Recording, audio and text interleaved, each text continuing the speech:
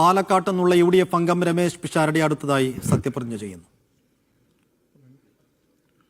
I, Ramesh Pishardi, having been elected a member of Legislative Assembly, do swear in the name of God that I will bear true faith and allegiance to the Constitution of India as by law established, that I will uphold the sovereignty and integrity of India, and that I will faithfully discharge the duty upon which I am about to enter.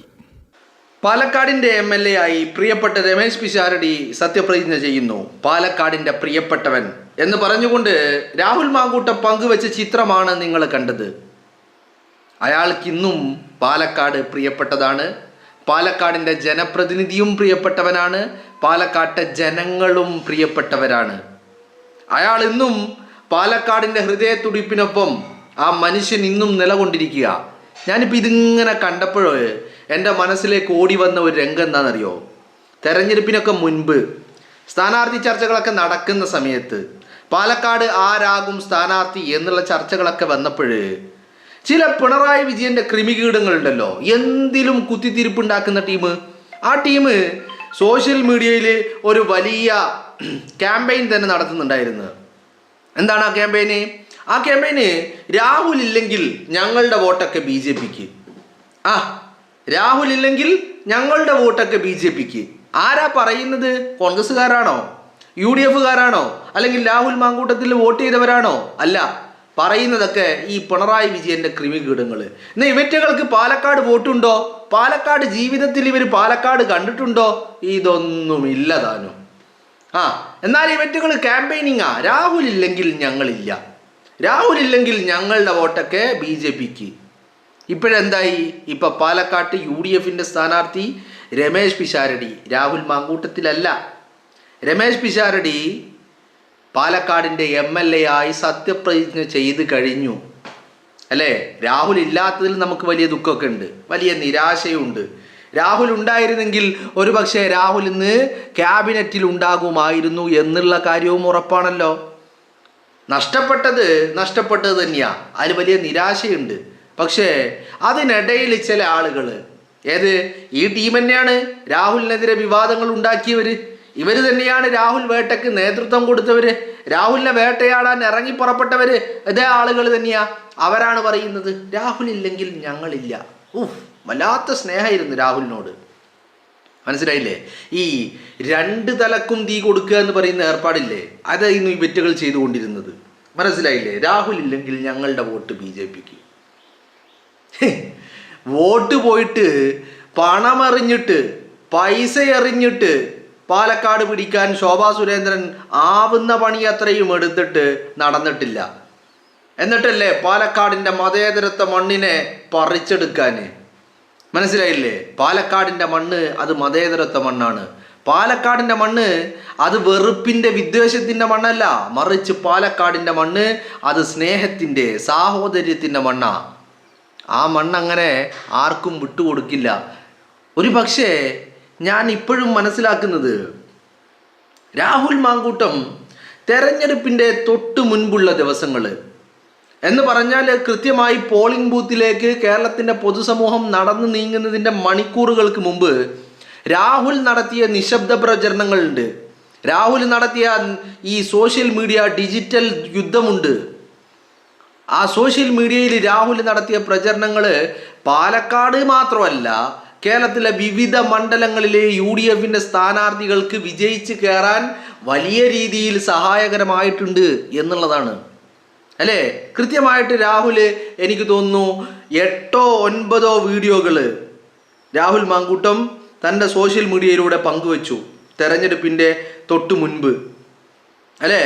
8 or 9 വീഡിയോകൾ. ആ വീഡിയോകൾ തന്നെയാണ് രാഹുൽ മാങ്കൂട്ടം കൃത്യമായിട്ട് 1, 2, 3, 4, 5, 6, 7, 8, 9 9 വീഡിയോകൾ രാഹുൽ മാങ്കൂട്ടത്തിൽ തെരഞ്ഞെടുപ്പിൻ്റെ തൊട്ട് മുൻപ് അദ്ദേഹം പങ്കുവച്ചു. ഈ വീഡിയോകൾ അത്രയും ഒരു തരത്തിലല്ലെങ്കിൽ രാഹുൽ പരസ്യ പ്രചരണത്തിനുണ്ടായിട്ടില്ല, ഒരു വേദികളിലും രാഹുൽ എത്തിയിട്ടില്ല. പക്ഷേ സോഷ്യൽ മീഡിയയിൽ അയാൾ UDFന് വേണ്ടി, കോൺഗ്രസിൻ്റെ സ്ഥാനാർത്ഥികൾക്ക് വേണ്ടി, UDFൻ്റെ സ്ഥാനാർത്ഥികൾക്ക് വേണ്ടി, ഘടകകക്ഷികളുടെ സ്ഥാനാർത്ഥികൾക്ക് വേണ്ടി കൃത്യമായി പണിയെടുത്തുകൊണ്ടിരിക്കുകയായിരുന്നു. ജനങ്ങളുടെ മനസ്സുകളിൽ അവർ ഈ തെരഞ്ഞെടുപ്പിനെ നേരിടുമ്പോൾ എന്തായിരിക്കണം അവരുടെ മനസ്സുകളിൽ ഉണ്ടാവേണ്ടത് എന്ന് ഏറ്റവും ഒടുവിലത്തെ വീഡിയോ, ആ വീഡിയോയിൽ അദ്ദേഹം പറഞ്ഞു വെച്ചു 19 കാരണങ്ങൾ എന്ന് പറഞ്ഞാൽ ഏപ്രിൽ 9 നമ്മളൊക്കെ പോളിംഗ് ബൂത്തിലേക്ക് നടന്ന് കയറുന്നതിൻ്റെ മണിക്കൂറുകൾക്ക് മുമ്പ് എന്ന് പറഞ്ഞാൽ ഏപ്രിൽ 8 വൈകുന്നേരം സോഷ്യൽ മീഡിയയിൽ അയാൾ ഒരു 50-ലേറെ കാരണങ്ങൾ, നിങ്ങൾ എന്തിന് UDF വോട്ട് ചെയ്യണം എന്നതിനുള്ള 50-ലേറെ കാരണങ്ങൾ അയാൾ നിരത്തി അല്ലേ. ഈ വീഡിയോകളൊക്കെ വലിയ റീച്ചാണ് ഉണ്ടായത്. ഈ പറയുന്ന തെരഞ്ഞെടുപ്പ് ഘട്ടത്തിൽ രാഹുൽ മാങ്കൂട്ടം പങ്കുവെച്ച എല്ലാ വീഡിയോകൾക്കും വലിയ റീച്ചുണ്ടായി അല്ലേ. ഈ പറയുന്ന ഏപ്രിൽ 8 വൈകുന്നേരം പങ്കുവെച്ച വീഡിയോ 1.5 മില്യൺ വ്യൂസ്, മറ്റൊന്ന് 2.2 മില്യൺ. പിന്നെ പാലക്കാടിൻ്റെ ജനവിധിയെ നിർണയിക്കും വിധം രാഹുൽ മാങ്കൂട്ടം പുറത്തുവിട്ട ശോഭാ സുരേന്ദ്രൻ്റെ പണം വിതരണം.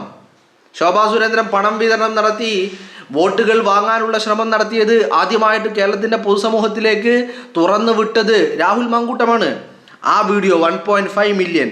പിന്നെ അതിന് മുൻപ് ഒരു 3 million views, 1.9 million, 2.8 million, 1.8 million, 2 million, 4.6 million, 1.2 million എന്നിങ്ങനെ പറയുന്നു. ആ രാഹുൽ മാങ്കൂട്ടം സോഷ്യൽ മീഡിയ കത്തിച്ച വീഡിയോകൾ എന്ന് പറയുന്നത് കൃത്യമായിട്ട് ഈ ജനവിധിയെ സ്വാധീനിക്കും വിധം അയാൾ നടത്തിയ ഡിജിറ്റൽ പ്രചരണം വലിയ രീതിയിൽ ചർച്ചയായി എന്നുള്ളതാ. പിന്നെ ഈ ഒരു രാഹുൽ ഉന്നയിച്ച ചോദ്യങ്ങൾ, രാഹുൽ പറഞ്ഞ കാര്യങ്ങൾക്ക് ഒരു മറുപടി സഖാക്കളെ കൊണ്ട് പറയാൻ സാധിച്ചില്ല എന്നുള്ളതും വലിയ ശ്രദ്ധേയമായിരുന്നു.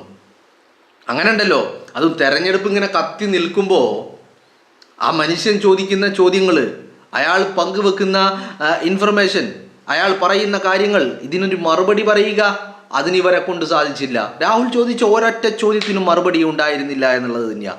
എന്താണെങ്കിലും രാഹുൽ ഇല്ലെങ്കിൽ ഞങ്ങളില്ല, രാഹുൽ ഇല്ലെങ്കിൽ ഞങ്ങളുടെ വോട്ട് BJPക്ക് എന്ന് പറഞ്ഞവർക്ക് മുന്നിൽ ഇപ്പോഴിതാ പാലക്കാടിൻ്റെ പ്രിയപ്പെട്ടവൻ എന്ന് പറഞ്ഞുകൊണ്ട്, പാലക്കാടിൻ്റെ പ്രിയപ്പെട്ടവൻ എന്ന് പറഞ്ഞുകൊണ്ട് രമേശ് പിഷാരടിയുടെ സത്യപ്രതിജ്ഞാ ചടങ്ങിലെ വീഡിയോ രാഹുൽ മാങ്കൂട്ടം തന്നെ പങ്കുവച്ചിരിക്കുകയാണ്.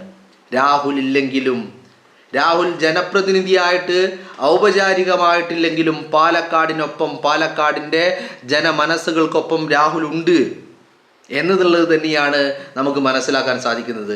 പാലക്കാട്ടെ ജനപ്രതിനിധിക്കൊപ്പവും രാഹുൽ ഉണ്ട് എന്നുള്ളത് തന്നെയാണ് നമുക്ക് മനസ്സിലാക്കാൻ സാധിക്കുന്നത്. പാലക്കാടിൻ്റെ MLA പ്രിയപ്പെട്ട രമേശ് പിഷാരടി സത്യപ്രതിജ്ഞ ചെയ്യുന്നു, പാലക്കാടിൻ്റെ പ്രിയപ്പെട്ടവൻ എന്നാണ് രാഹുലിൻ്റെ ക്യാപ്ഷൻ എന്ന് പറയുന്നത്. കൃത്യമാണല്ലോ.